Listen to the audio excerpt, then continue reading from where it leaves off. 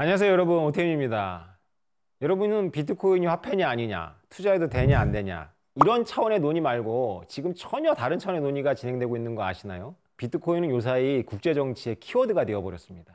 러시아 중앙은행이 비트코인을 금지해야 한다라는 보고서를 냈었죠. 러시아는 2014년인가 15년 한때 비트코인을 홍보하는 것, 저처럼 비트코인 강의하는 것도 불법이라고 한 적이 있어요. 감옥에 보내겠다고. 중국에 이어서 러시아는 비트코인의 호의적인 국가가 절대로 아니죠. 그런데 러시아 중앙은행 보고서가 나온 지 일주일이 지나서 푸틴 러시아 대통령은 강요회의에서 러시아는 비트코인 채굴에 최적화되어 있다라는 취지의 발언을 했고, 바로 이후 러시아의 재무장관은 러시아는 앞으로 비트코인과 암호화폐를 규제의 틀 안에서 양성화하겠다는 계획을 발표했죠. 단 2주 만에 나온 이런 변화는 바로 러시아의 푸틴 대통령이 우크라이나 침공을 준비하고 있었기 때문입니다. 러시아의 우크라이나 침공이 임박하자 미국은 러시아가 레드라인을 넘을 경우 러시아의 금융기관이 스위프트 코드에 접근할 수 없게 하겠다라고 엄포를 놓았죠. 스위프트 코드가 바로 뭐냐면요, 금융기관들 사이의 통신 프로토콜이에요. 화폐는 장부라는 것을 여러분께 말씀드렸죠. 은행들 간에도 서로 주고받는 돈을 매번 청산하지 않고 스위프트 코드로 이용해서 장부를 바꿔요. 그러니까 스위프트 코드는 은행들이 가지고 있는 장부를 바꿀 수 있는 프로토콜이에요. 그러니까 러시아가 우크라이나를 침공했죠. 러시아 은행들은 다른 나라의 은행들과 통신을 통해서 장부를 바꿀 수 없게 되죠. 어떤 일이 벌어지나요? 러시아 국민들이 혹은 기업들이 외국에 송금하거나 송금을 받을 수 없게 되는 거예요. 미국의 포브스지는 지난 3월 1일 기사를 냈는데 기사 제목이 되게 자극적이에요. 비트코인이 자신의 내재 가치를 세상에 보여주었다라는 자극적인 제목을 뽑았어요. 기사는 최근 4가지 사건을 들어서 비트코인이 자신을 증명했다고 주장했습니다. 첫째, 캐나다 정부가 백신 반대 시위대에 대한 후원 계좌를 동결한 사건이에요. 두 번째, 우크라이나에서 폴란드로 월경하는 피난민들이 비트코인을 소지했고 실제로 우크라이나를 돕는 후원금들이 비트코인과 암호화폐로 세도했죠.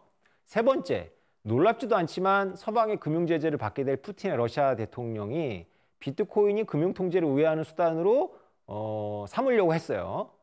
넷째, 값어치가 종이돈보다 더 빨리 떨어지고 있는 돈이 있어요. 터키의 리라화죠. 이 4가지 이유를 들었습니다. 터키의 리라화 폭락은 비트코인의 인플레이션 해지 기능이라고 해서 여러분이 많이 들었을 테니까 이건 익숙하죠. 나머지 3가지는 비트코인이 기존의 금융망을 타고 전달되지 않는 성격 때문에 가능한 겁니다. 즉 비트코인의 이런 특성은 지정학에서 새로운 질서를 부여하기 시작했어요.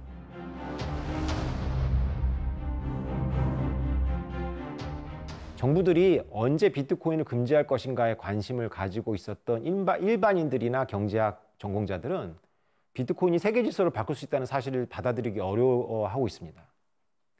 이런 사람들은 미국이 비트코인을 완전히 금지할 것이라고 주장하고 있어요.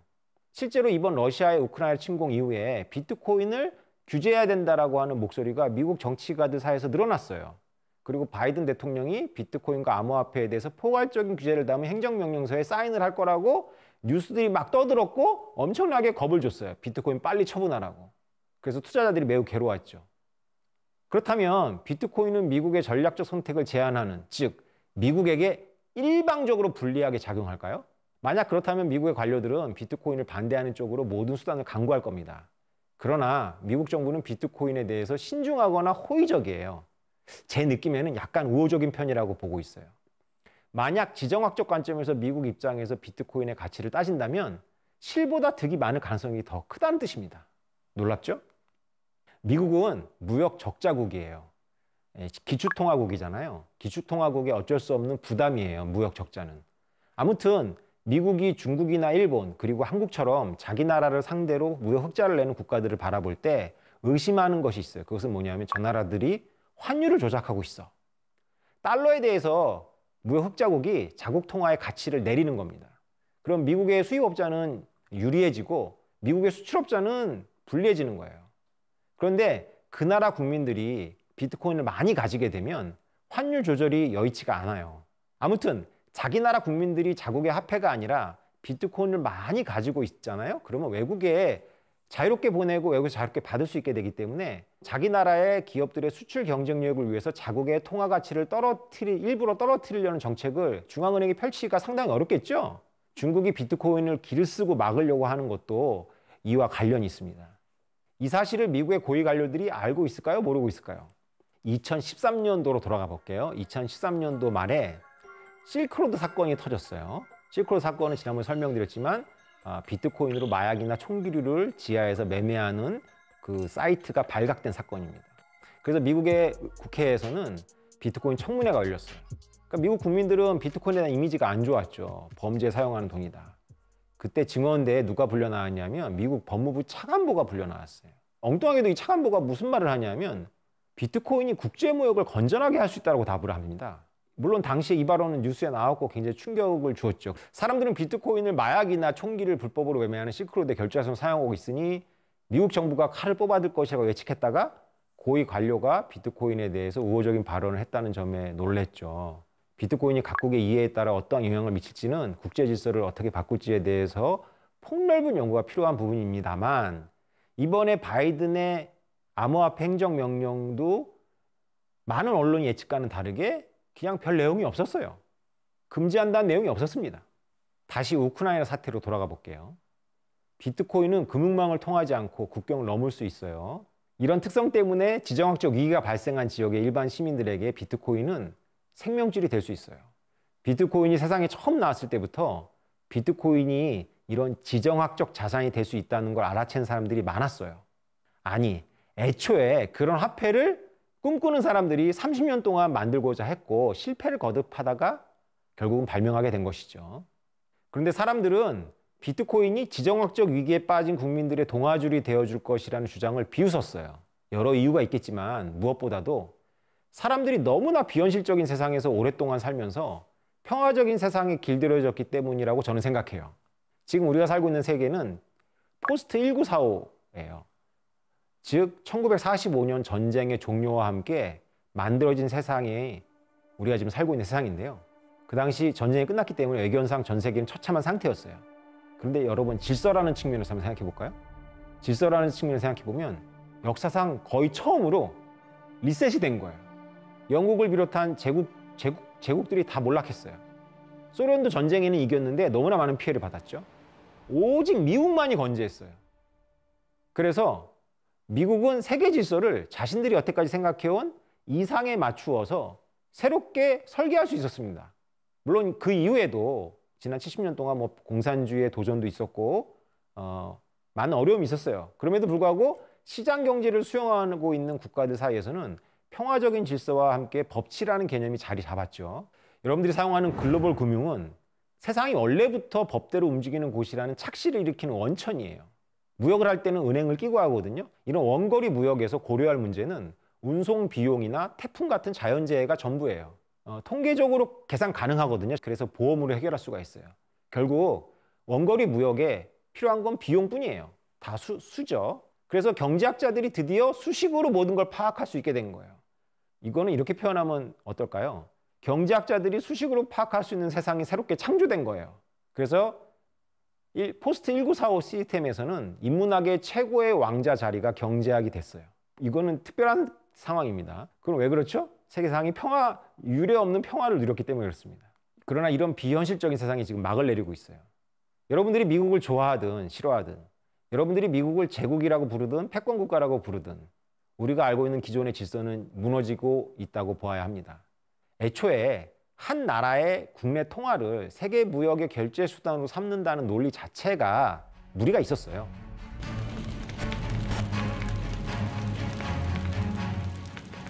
이를 처음 지적한 사람은 예일대학교의 경제학자 로버트 트리핀 교수지요. 트리핀의 딜레마라고 합니다. 트리핀은 기축통화국이 유동성을 공급해야 되잖아요. 그러면 기축통화국이 달러를 찍어내가지고 막 던지는 게 아니라 달러가 퍼져나가야 되려면 유동성을 공급하는 과정에서 무역 적자를 떠안아야 돼요. 미국이 무역 적자를 막 쌌잖아요. 그럼 국가 신뢰를 잃어버리죠. 그러면 국가 신뢰가 잃어버리니까 그 나라의 화폐에 대한 신뢰도가 올라가겠어요? 내려가겠어요? 내려가겠죠. 그래서 기축통화에 대한 믿음이 흔들리게 된다고 일찌감치 예견을 했어요. 그 말 그대로 됐죠. 그래서 미국은 유라시아 대륙의 크고 작은 분쟁에 계속 개입하느라고 엄청난 해군력을 유지하기 위해서 달러를 찍어낼 수밖에 없었어요. 우리가 지난 70년 동안 보았던 이런 비현실적으로 좋았던 시절은 사실은 보이지 않는 막대한 비용, 세금으로 유지된 질서이기도 한 겁니다. 여러분, 유라시아 대륙을 생각해 보세요. 유럽부터 우리나라, 동아시아, 일본을 포함해서요. 이 유라시아 대륙에는 정말로 오래된 국가들과 오래된 민족들이 질비하잖아요. 이런 민족적인 갈등이 여러분들 너무나 역사적 뿌리가 깊죠. 이런 실타래를 우리가 풀 수 있을까요? 모여가지고 회의해가지고. 그런데요, 여러분, 석유나 물자들이 바로 이런 수많은 갈등과 분쟁 지역을 지나서 왔다 갔다 합니다. 석유나 물자를 실은 배들이 그런 갈등 지역을 오고 가는데 통행세를 내거나 혹은 갈등에 휩싸여가지고 가라앉거나 아니면 어디에 압류되지 않았죠. 어떤 경제학 교과서에서도요, 현대 경제 시스템의 토대가 이런 석유나 물자의 긴 운송로를 지켜주는 미국의 해군력과 유라시아 분쟁에 대한 미국의 개입 의지 때문이었다라고 기술하고 있는 경제학 교과서는 없습니다. 그런데요, 공짜였을까요? 물론 공짜가 아니죠. 미국이 자국의 돈을 찍어내서요, 외국 빚을 갚을 수 있는 유일한 나라예요. 미국은 무역자자를 지속적으로 쌓았어요. 근데 미국에 대해서 흑자를 내고 있는 국가들이 그 흑자로다가 미국의 채권을 사줘요. 이건 무슨 얘기냐면요, 미국은 계속 빚을 져도 돼요. 그리고 그 빚이 계속 갱신된다는 뜻이죠. 이건 말이 안 되잖아요. 이런 말이 좀 안 되는 행태가 글로벌 경제 시스템을 뒷받침하는 지정학적인 미국 해군의 보호에 대한 보이지 않는 세금이에요.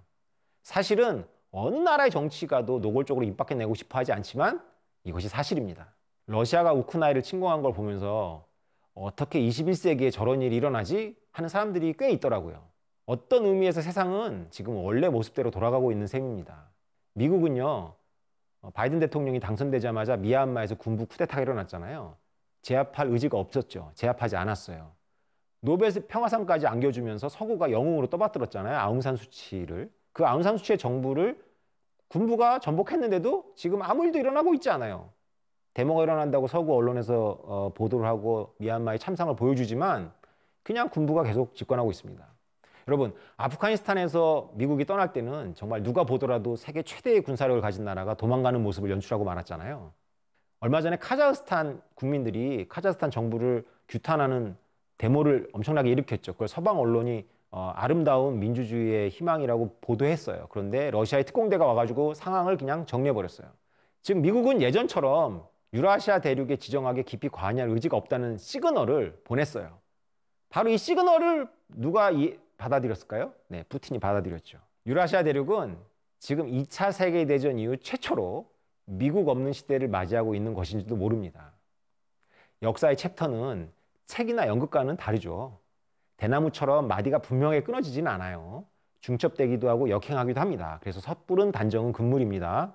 그럼에도 지금 러시아가 우크라이나를 침공한 이 사태는 한 시대가 마감되고 있음을 알리고 있는 신호예요.